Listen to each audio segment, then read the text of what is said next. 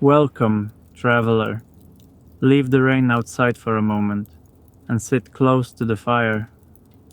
Tonight, I will tell you a quiet old tale from Japan about the mystery of the Rain Woman and the little shrine that waited for her beside the road.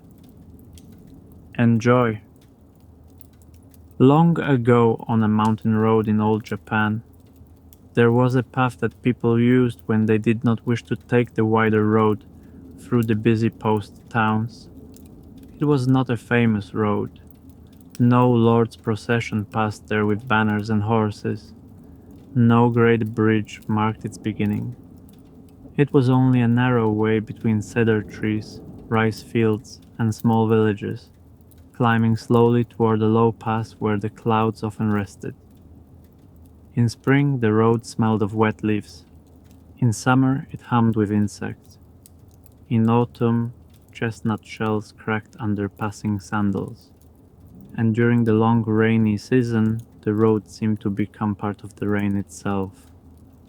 Water ran in thin silver lines along the edges of the path. Drops gathered on bamboo leaves until they bent low and released them with a soft tapping sound. The moss on the stones became bright and deep, like green cloth laid over the earth. Even the old wooden signposts appeared to be listening. On one such evening, when the sky was the color of warm ash, a young umbrella mender named Haru walked along this road with his tools wrapped in oil paper. He had spent the day in a village near the river, replacing torn paper on umbrellas, tightening bamboo ribs, and accepting payment in coins, rice cakes, and one small bundle of roasted barley. Now he was walking toward the next village, where he hoped to sleep beneath the roof of a storehouse or beside a kitchen fire. Haru was used to rain. He worked with umbrellas after all. He knew the sound of rain on fresh oiled paper, on old paper, on straw hats, on roof tiles, on bare earth, and on the backs of patient oxen. He knew that rain could be gentle, but also heavy. It could feed the fields or loosen the mountain. That evening the rain was gentle. It fell without anger, steady and fine, turning the whole road into a quiet room. Haru walked slowly because there was no reason to hurry. The wet sleeves of his travel robe clung to his wrists. His sandals made a soft, patient sound in the mud. After a while he reached a bend in the road, where 3 cedar trees stood close together. Beneath them was a small wayside shrine, no larger than a cupboard. Its roof was made of old wood, darkened by years of weather. Inside stood a stone figure with a round face, a simple robe, and hands folded beneath its sleeves. The figure wore a faded red bib. Haru stopped and bowed. Every traveler knew such stone guardians. Some were found beside roads, some near bridges, some at village edges, and some in places where the path became lonely. People said they watched over children, travelers, and those who had no one to walk with them. This one had a small offering dish at its feet. In the dish lay 3 wet coins, a chestnut, and a tiny folded paper crane, softened by rain. "Good evening," Haru said, because when a road is long and empty, it is polite to greet whatever is keeping watch. A drop of rain fell from the shrine roof and landed on the stone figure's red bib. Haru noticed that the cloth was very old.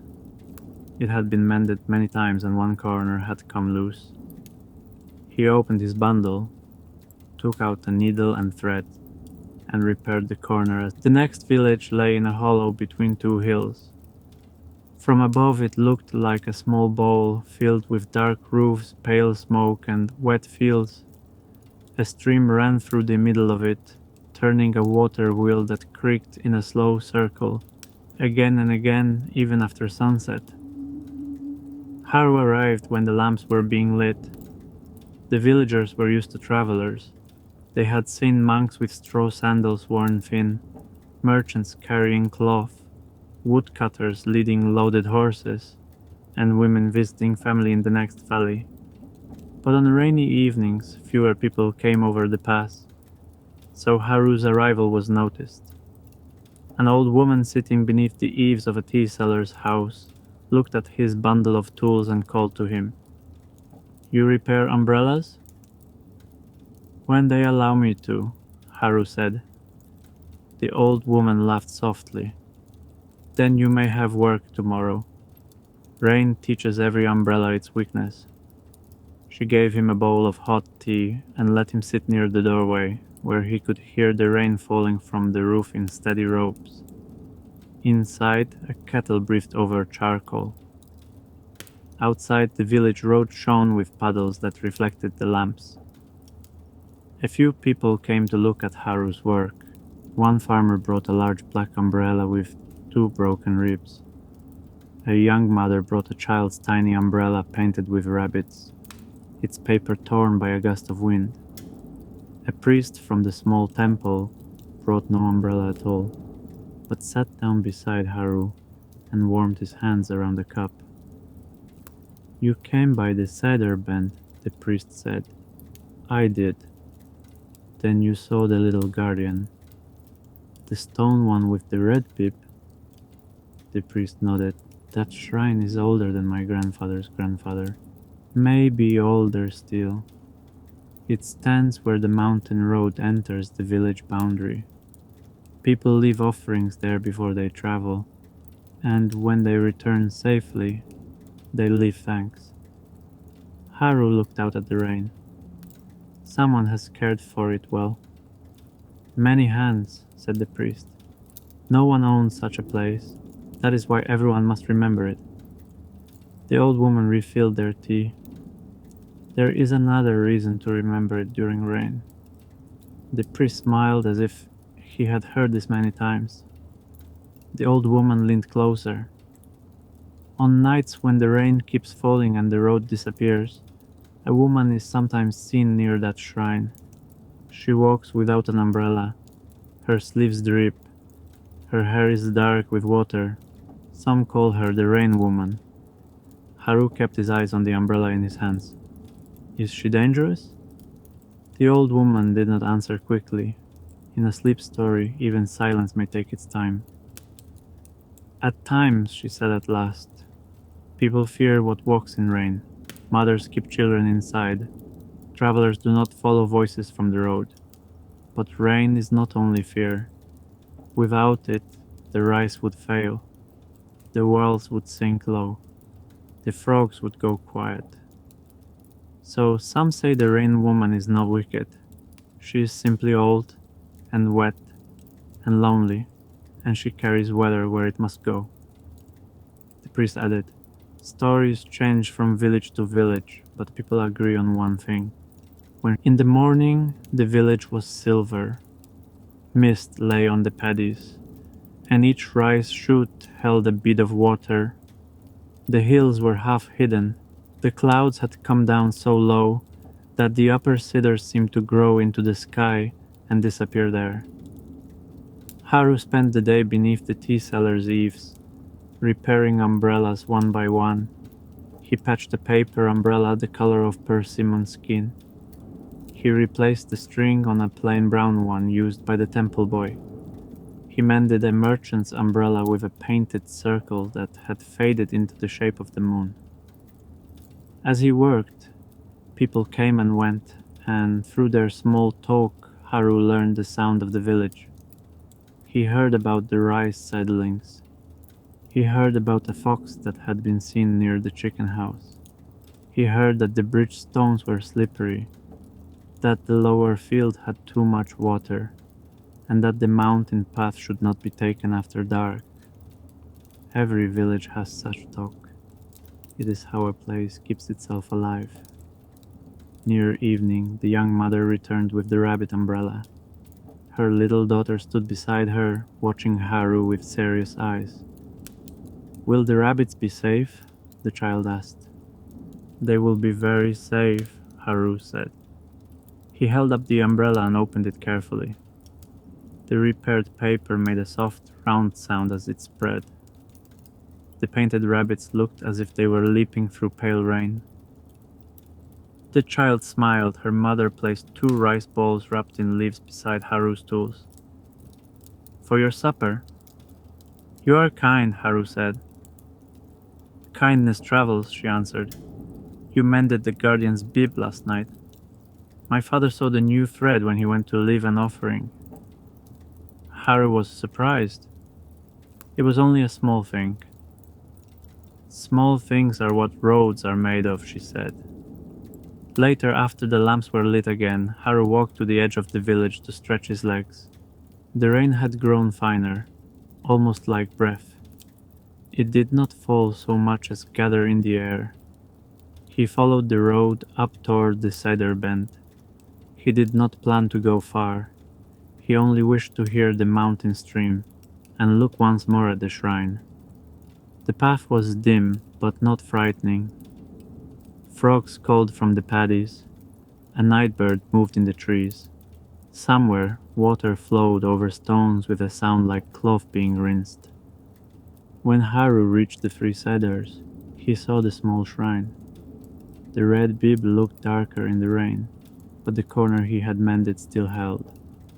The offering dish now held fresh rice, a little tea in a cup, and 1 small white flower. Haru bowed. Then he noticed someone standing on the other side of the road. At first he thought it was a village woman. She wore a pale robe and her sleeves hung heavy with water. Her hair was loose, falling forward so that her face was difficult to see. She had no umbrella, no straw hat, and no bundle for travel. Rain streamed from her as if she had walked out of a river. Haru stood very still. The woman did not move toward him. She looked at the shrine, not at Haru. The rain around her seemed a little heavier, tapping on the leaves, ticking against the shrine roof, running down the stone guardian's face like tears. Haru remembered the old woman's words. Travelers do not follow voices from the road. So he did not speak first. The wet woman lifted one hand. In it she held a strip of red cloth, folded neatly. Slowly, carefully, she placed it beside the offering dish. Then she bowed to the stone guardian. The gesture was so human and so tired that Haru's fear loosened. "Good evening," he said softly. The woman turned her head just enough for him to feel that she had heard. Her voice, when it came, was like rainwater moving through grass. "The road is weak tonight." Haru listened. "The upper stones have shifted. Tell them not to cross the pass before dawn." When Haru returned to the tea seller's house, the old woman was closing the shutters. "You have seen something," she said. Haru removed his wet sandals and stood beneath the eaves. For a moment he wondered whether it was better to say nothing. But roads depend on messages. A loose stone, a fallen branch, a flooded bridge. These things must be spoken. So he told her. He told her of the woman beneath the cedars, of her wet sleeves and pale robe, of the red cloth she placed by the shrine, and of the warning she gave. The old woman did not laugh. She did not look surprised. She only called for the priest, and soon 3 more villagers came with lanterns. No one wished to climb the pass at night, but no one ignored the warning given at the village boundary. 2 men walked as far as the first rise, and returned to say that the stream beside the road was louder than it should be. The priest rang the small temple bell, not loudly, but enough for nearby houses to open their doors. Word moved through the village in soft voices. "Do not cross tonight. Bring the traveling horse under shelter. Tell the charcoal burner to stay below. Leave a lamp by the lower bridge." The village did not panic. It listened. That was something Haru remembered for the rest of his life. How calmly the people moved when water spoke. A boy carried a message to the last farmhouse. The young mother tied shutters. The tea seller's son helped an old man bring firewood inside.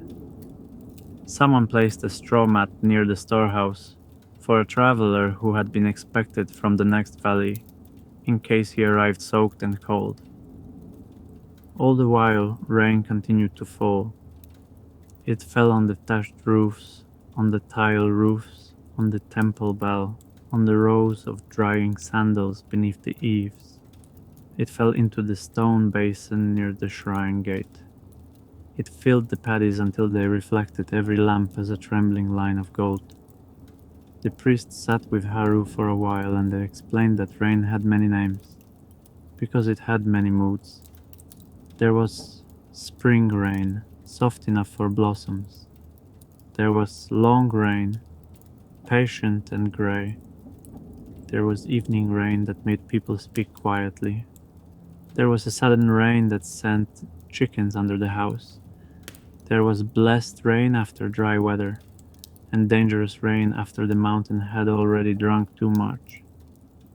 In old stories, the priest said, spirits often live where people are forced to pay attention. Rivers, passes, bridges, wells, old trees. These places teach respect. And the rain woman? Haru asked. The priest looked toward the dark hill. Perhaps she is a warning. Perhaps she is a memory. Perhaps she is only rain given a face, so people will remember that water is alive. Before sleeping, the villagers prepared a small tray for the roadside shrine. They placed rice, tea, and a piece of clean red cloth on it. The young mother added one of her daughter's little paper rabbits, folded from scrap umbrella paper. For safe roads, she said.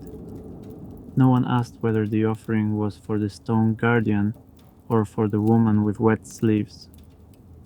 In the old way of things, gratitude did not always need to choose. Haru lay awake for some time in the storehouse, listening. The rain became heavier near midnight. Wind moved through the village, but not violently. The water wheel stopped once, then began turning again with a low wooden groan. Somewhere a dog barked, then settled. Haru thought of the mountain pass above them. He imagined stones loosened by water, roots holding the earth. Before dawn, the rain softened. It did not stop. Rain in the rainy season often pauses only inside itself, growing lighter for a while, as if the clouds are taking a breath.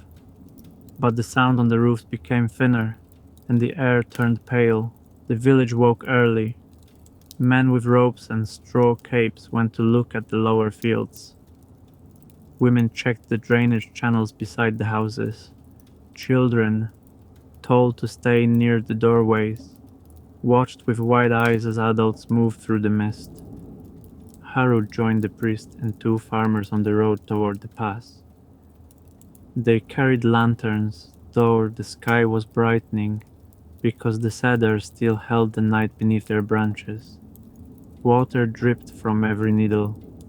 The mud accepted each footstep with a quiet pull. Here and there, small stones had rolled onto the path.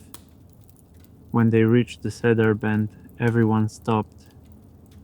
The shrine stood as it always had, but the ground around it was covered with leaves torn from the slope above.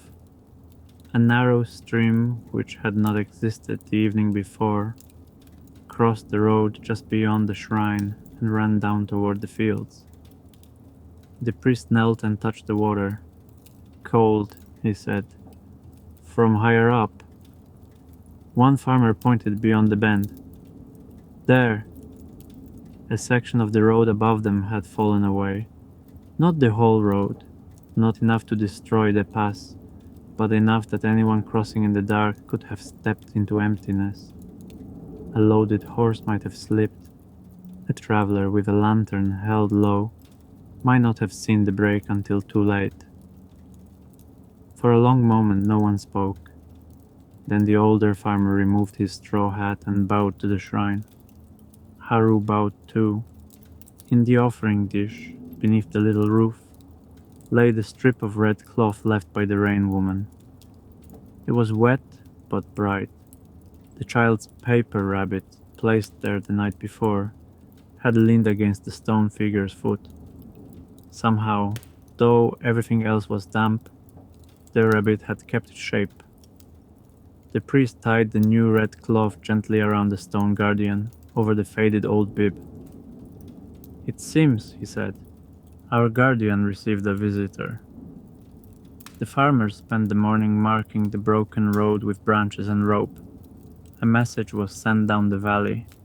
Until the pass was repaired, travelers would take the longer route by the river. Haru stayed to help. He was not a road builder, but he could carry stones, hold rope, and make himself useful. Work after rain has its own rhythm. People speak little. The body listens to mud, weight, balance, and breath. By midday, the village had changed from worry to gratitude. A pot of millet porridge was cooked in the tea seller's kitchen for everyone who had worked. The child with the rabbit umbrella brought Haru a pickled plum on a leaf. The old woman poured tea and said, "So, umbrella mender, you came on the right night." "Or the wrong one," Haru said. "No," she replied, "the right night.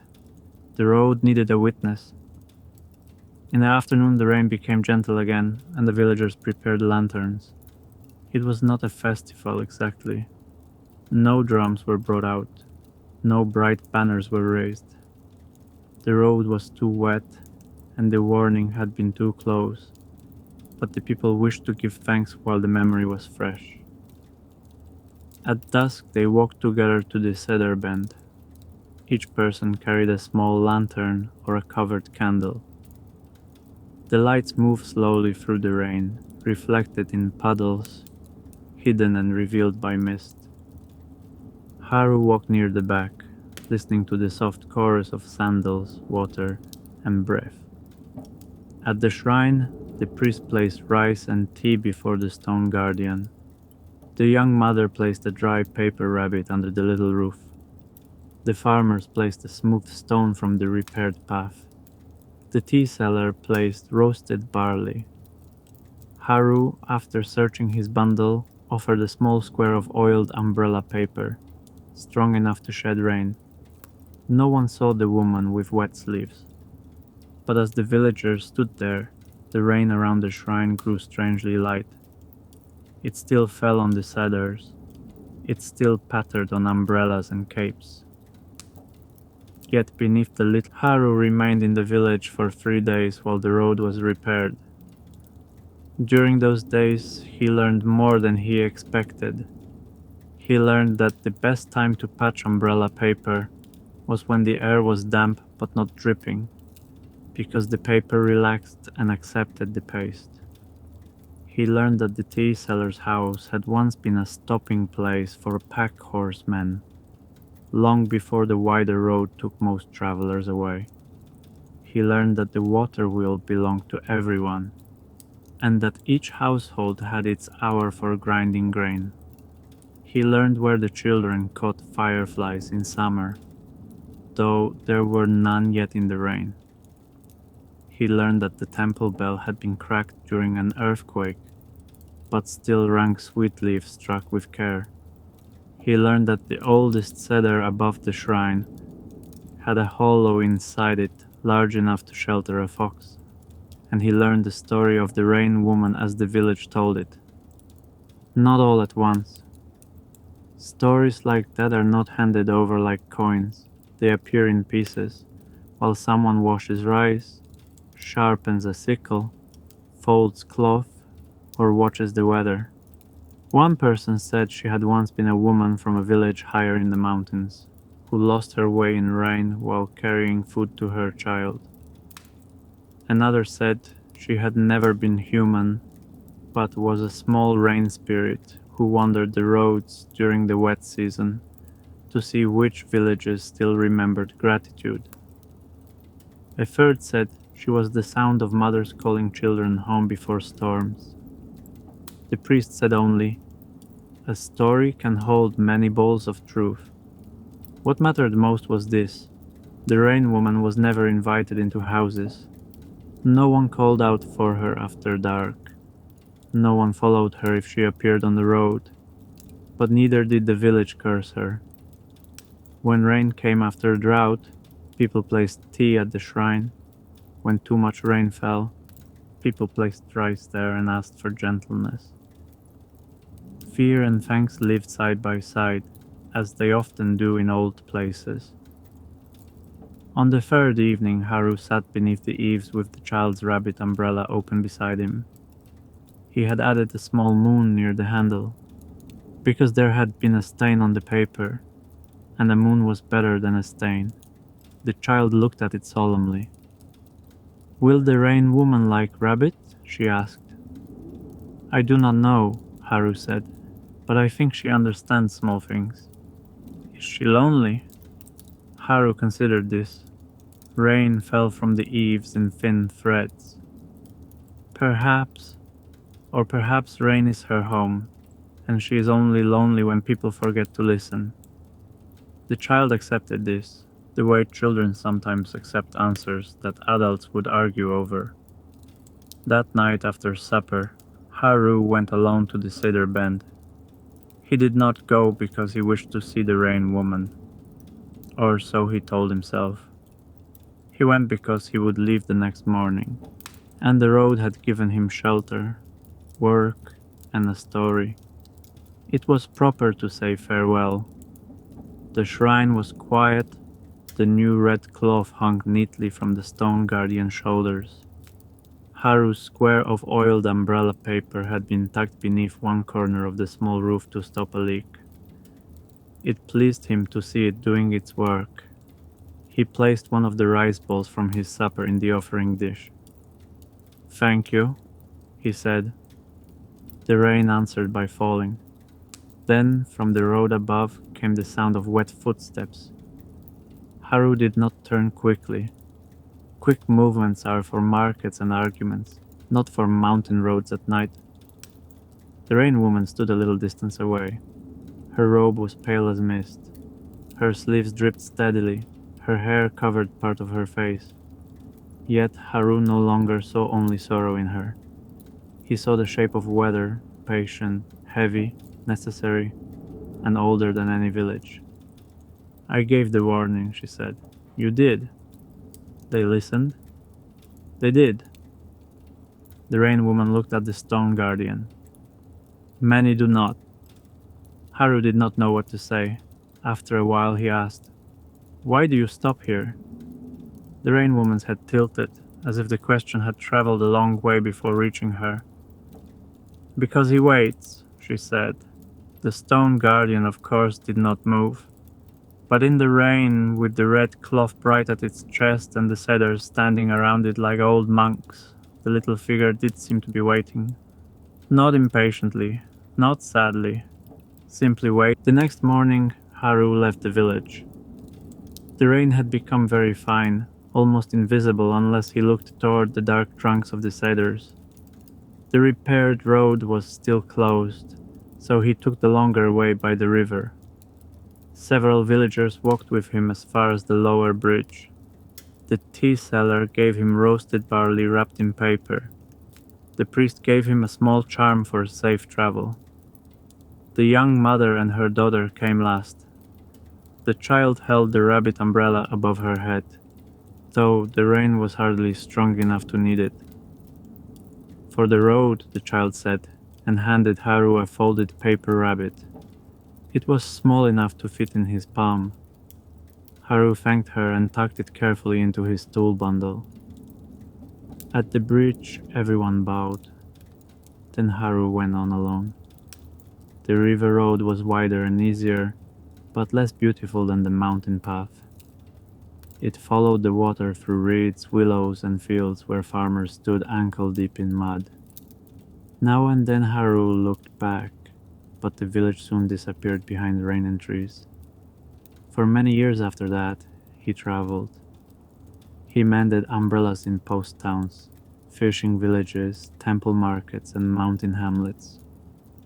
He slept beneath storehouse roofs, in ferry sheds beside charcoal kilns, and once in an empty theater where painted ghosts watched him from the wall. He saw snow on distant peaks, summer heat rising from stone streets, autumn moonlight on drying rice, and spring wind carrying petals into drainage ditches. But whenever rain fell on a lonely road, he remembered the shrine beneath the cedars. He began to notice such places everywhere. A stone figure at a crossroads, wearing a red cap, a tiny wooden shelter near a bridge, a weathered carving half hidden by grass, a cup of tea left before a statue in the morning, a child's bib tied carefully around the figure's neck, a coin, a flower, a chestnut, a folded paper crane. Before that rainy night, Haru had passed many such shrines and bowed because it was proper. Afterward, he bowed because he understood a little more. Roads are not empty. They are held together by memory, caution, gratitude, and the quiet work of those who mend what has come loose. Sometimes in rainy season, people asked Haru if he believed in spirits. He would smile and continue smoothing paste beneath a patch of umbrella paper. "I believe rain should be listened to," he would say. If they asked whether he had ever seen the Rain Woman, he did not answer directly. Instead, he told them that in one village, high in the hills, there was a stone guardian beneath 3 cedar trees. Travelers left offerings there. Years passed. Haru grew older. His hands became slower but more skillful. His hair silvered at the temples. The tools in his bundle changed one by one, except for a small needle case and a folded paper rabbit that he kept wrapped in oil paper. One autumn, after a long dry spell, Haru returned to the mountain village. He did not know whether anyone would remember him. The child with the rabbit umbrella would be grown. The old tea seller might have passed on. The priest might be bent with age or replaced by a younger man with the same careful bell. The road by the river had changed. A new bridge had been built. Some fields had grown larger. But when Haru climbed toward the cedar bend, he found the 3 trees still standing. The shrine was there. Its roof had been repaired. The stone guardian wore a fresh red bib and a knitted cap. In the offering dish lay rice, tea, and a small paper umbrella no longer than Haru's thumb. Haru bowed for a long time. Then he took out the folded paper rabbit, the one he had carried for years, and placed it gently under the shrine roof. The sky was clear when he arrived, but as he stood, a soft wind moved through the cedars. A single drop of water fell onto the leaves. Then another. Rain began, not a storm, not a warning, only a gentle rain, the kind that darkens stone and wakes the moss. It touched Haru's shoulders and the red cloth of the guardian. It tapped on the little paper umbrella in the offering dish. Across the road, where shadow gathered beneath the trees, Haru thought he saw a pale figure with wet sleeves. She did not come closer. She only stood for a moment in the rain, looking at the shrine. Haru bowed to her. The figure bowed back slowly, like water bending around a stone. Then the rain softened until the trees became misty, and she was gone. Haru smiled. He opened his umbrella and continued down the road. Not quickly, not slowly, but at the pace of someone who knows that every path is watched by something. A stone guardian, a memory, a kindness, a warning, or simply the sound of rain telling the earth to rest. And behind him, and for tonight our story ends here. Thank you for sharing the fire with me. Rest well, traveler. Good night.